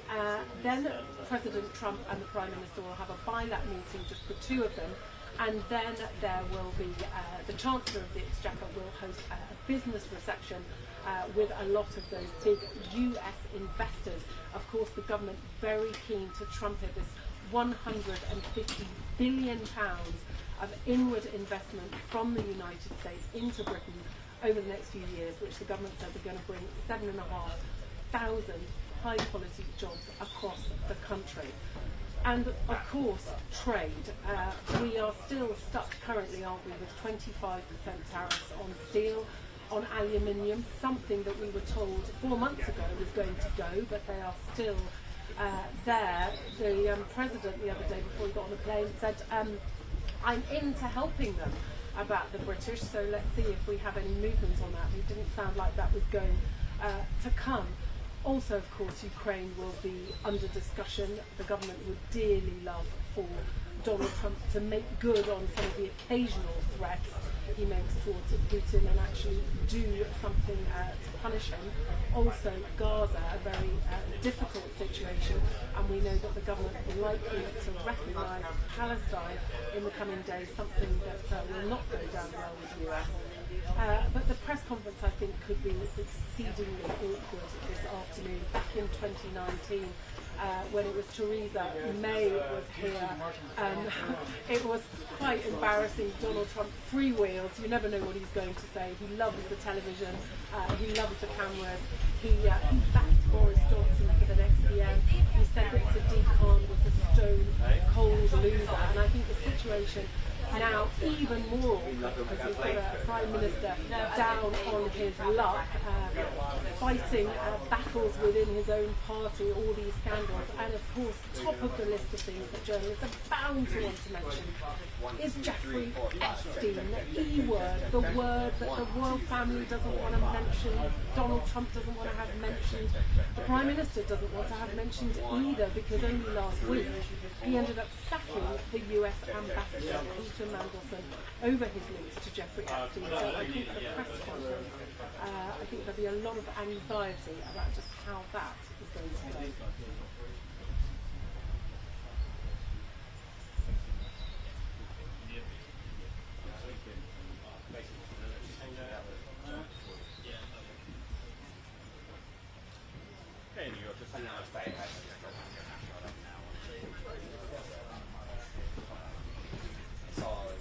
Thank you.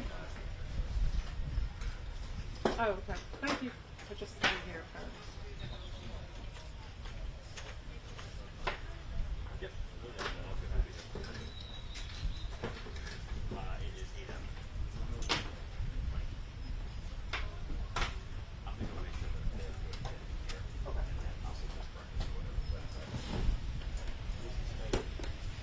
do. This is not purely business today. There's going to be a bit of entertainment as well, with some parachutists appearing from the skies to bring some glitz to the occasion. But there's going to be some serious business as well. There's going to be a lunch, a meeting with business leaders, some key business leaders, talking about that investment that you mentioned there, talking about the trade opportunities, with eye-watering amounts of money that the government here is talking about coming this way in terms of investment. And then, of course, they will also discuss. Yeah.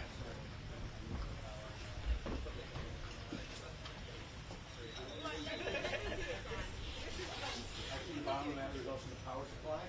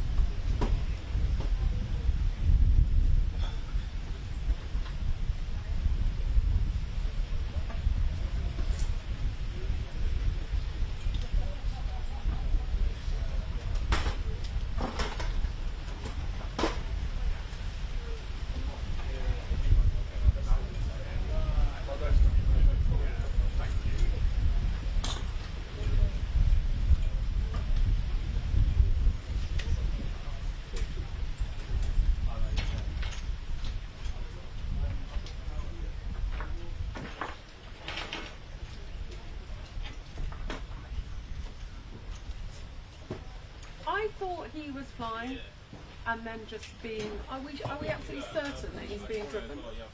Because we thought he was landing over there. Sorry? Lands there. That's why we're all lining up to get him landed. Yeah, but now they're talking about him driving. You've got to drive to the helicopter at the other end. Well, no, they would have just landed in Windsor, wouldn't they? Like they did yesterday. In the park, so we have to drive to Windsor Park, take off, fly here. Is that what happened yesterday? I think that's what they do. There's two pieces, so there's one here and one there. Okay. All right.